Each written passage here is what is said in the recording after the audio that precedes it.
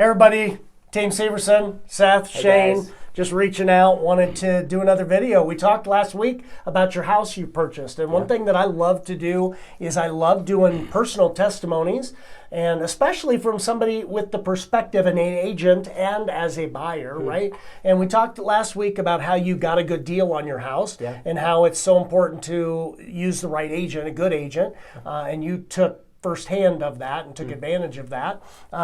Let's talk a little bit about equity and stuff as an investment. I mean, young guy, bought your first house, you and your wife. You're seeing some great returns. I think you're seeing I talk about it all the time to my clients. I know you do to your clients. You got a lot of younger clients and talking about the power of buying a home. Yeah.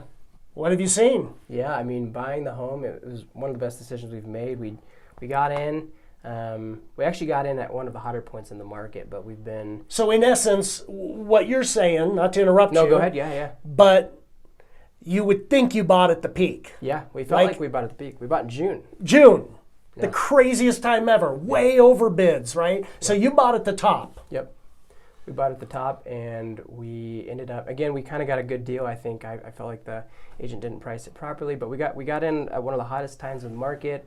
We did some renovations, this and that and the other, but just recently I was telling Shane that we've been looking at our neighborhood, and we've got, comps now that are in the 480s, 490s, which is 40, 50 grand above what we bought it for. 10% equity 10%. in how long? 6 months.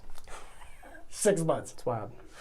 You're probably up until maybe the last year or so, you haven't made that much money, and that's what I tell a lot of people. Right? You got out of college not too long ago. I mean, you're looking at, people that don't, I tell people, like college guys, right, coming out, like you've never made that much money, and you just made that in a year on your house, right? So talk to us about how you gained some of that equity.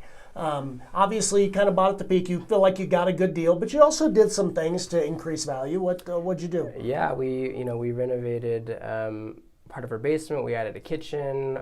We did some new flooring upstairs. We took some old carpet out. It was kind of gross. We put in some nice laminate stuff. Awesome. It's like waterproof, scratch-proof, all that kind of stuff. If we want to turn it into a rental, we've got the stuff to do that.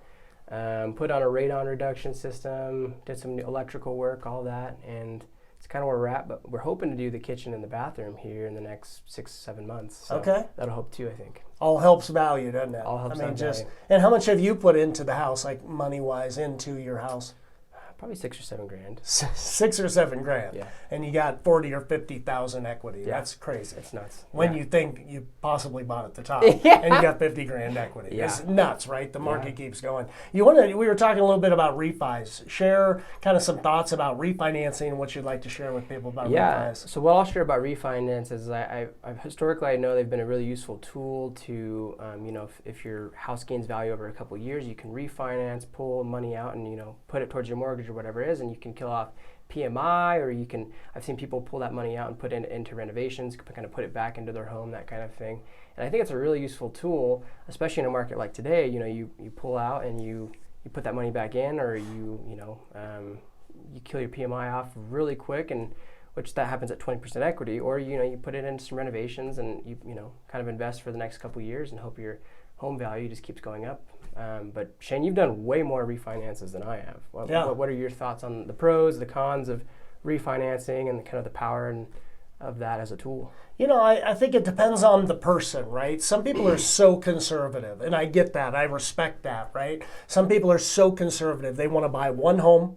They want to gain equity. Yeah. They buy at the lowest rate, and so it's like, I just want to let this ride and pay off my house. In those cases, the downfall of refining, I mean, you're starting your loan over. Doesn't make sense to take a new 30-year loan when you live there 5-6 years. Yep. So if you're extremely conservative, not investing, not looking to invest, don't refi. Just keep your equity in your house and let it ride. And that's basically, for most of us in Denver, you own a home, that's your retirement, right? Yeah. Like, in 20 years when we retire, whoever you are, 30 years, you're going to have $1 million in one house, right? So that's your retirement. I think the benefit to refining that I've seen is being able to leverage, right? So I'll just tell you one story, one example. Had a client last year bought a house. In 1 year, they made $150,000 equity. 150 grand. That's So insane. kind of doing what you did, right? They got a good deal on it. They renovated, fixed it up a little bit, Okay. but we just pulled comps 150,000.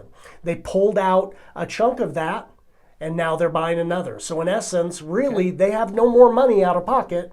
They're just leveraging the equity they grew in one house. So in essence, you got 150 grand. Take partial amount of that, put it into another house. And I told them, I can't wait till next year. We're sitting here, and you own 2 homes, and now you've made 200,000 or 300,000 this next year Wow. on equity. And that all came for free on the second house, right? It's just equity amazing. that they use. So yeah, I think refining, pull out lines of credit, those kind of things are massive.